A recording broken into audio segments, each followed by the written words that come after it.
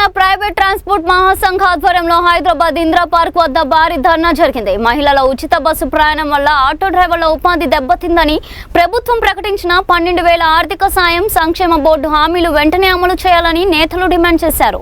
డ్రైవర్ల సమస్యలను నిర్లక్ష్యం చేస్తే రాష్ట్ర వ్యాప్తంగా రవాణా బంద్ చేస్తామని రేవంత్ ప్రభుత్వాన్ని హెచ్చరించారు.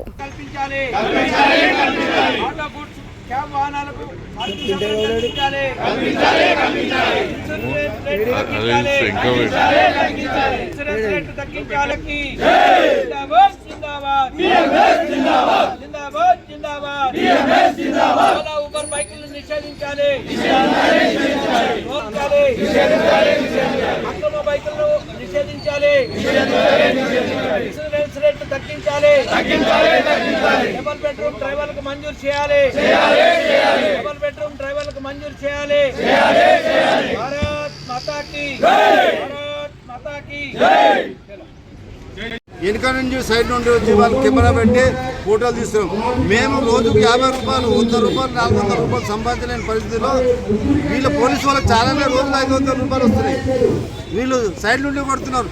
వాళ్ళు ట్రాఫిక్ వాళ్ళు క్రమబద్ధీకరించే పద్ధతిలో ట్రాఫిక్ వదిలిపెట్టి మా మీద పడుతున్నారు. వీళ్ళేమైనా డబ్బులు రావాలి వీళ్ళకు. కాబట్టి వాళ్ళు అదే ఉద్దేశంతో చేస్తున్నారు. కానీ ఖబర్దార్ మేము ప్రభుత్వానికి హెచ్చరిస్తున్నాము. ఇదేదైతే చాలానే ఏదైతే సైడ్గా నిలబడి వీళ్ళు దొంగచాటున ఏదైతే కెమెరాలు కొడుతున్నారో దాన్ని పక్కన పెట్టాలి. అలాగే ఆటో డ్రైవర్లకు ఇస్తానన్న 12,000 రూపాయలు ఏదైనా సంక్షేమ బోర్డు ఇల్లు లేని ఆటో డ్రైవర్లకు ఇల్లు ఇవ్వాలి. అలాగే పార్కింగ్ స్థలాలు లేని ప్లేసుల్లో పార్కింగ్లు ఏర్పాటు చేయాలి. అలాగే ఇంకోటి ఓలా ఊబర్ బైకులు మరీ ఘోరం అండి. అలా మొదటగానే ఈ ప్రభుత్వము బస్సు ఫ్రీ వల్ల నష్టపోతున్న ఒకటే ఇది.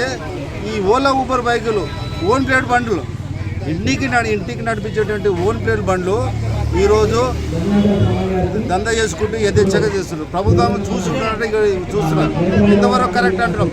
ఏంటంటే ఓలా ఊబర్ బైక్ వాళ్ళు ఈరోజు Ola Uber bike app open చేసుకొని ప్రభుత్వంలో ఉన్నటువంటి అధికారులు కూడా ప్రైవేట్ ఉద్యోగాలు చేసిన వాళ్ళు కూడా యాప్ వేసుకొని వాళ్ళు జాబ్ వెళ్ళే పరిస్థితి వెళ్ళేటప్పుడు ఉట్టిగా ఫ్రీ వెళ్ళకుండా యాప్ వేసుకొని డబ్బులు సంపాదించుకుంటూ పోతున్నారు. ప్రతి వేల మంది ఉన్నారు. ఈ విధంగా వాళ్ళు మామూలు గండి కొడుతున్నారు. ఇది ఎంతవరకు కరెక్టు? రవాణా శాఖ ఏం చేస్తుంది? రాష్ట్ర ప్రభుత్వం ఏం చేస్తుంది? ఒక రూట్లో మేము రాకపోయిన బండి పార్కింగ్ పెట్టకుండా సైడ్లో పెడితే మాకు ఛాలెంజ్ చేస్తున్నారు. వీళ్ళని ఎందుకు అడ్డుకుంటలేరు? ప్రభుత్వం వీళ్ళు ఎందుకు అడ్డుకుంటలేరు? ఇంటికి నడిపించే బండి పబ్లిక్ సర్వీస్ చేస్తే ఎట్లా ఒప్పుకుంటారు? తప్పు కదా. ఒకవేళ నడిపించాలనుకుంటే ట్యాక్సీ పేటు బండ్లని ఏర్పాటు చేయండి.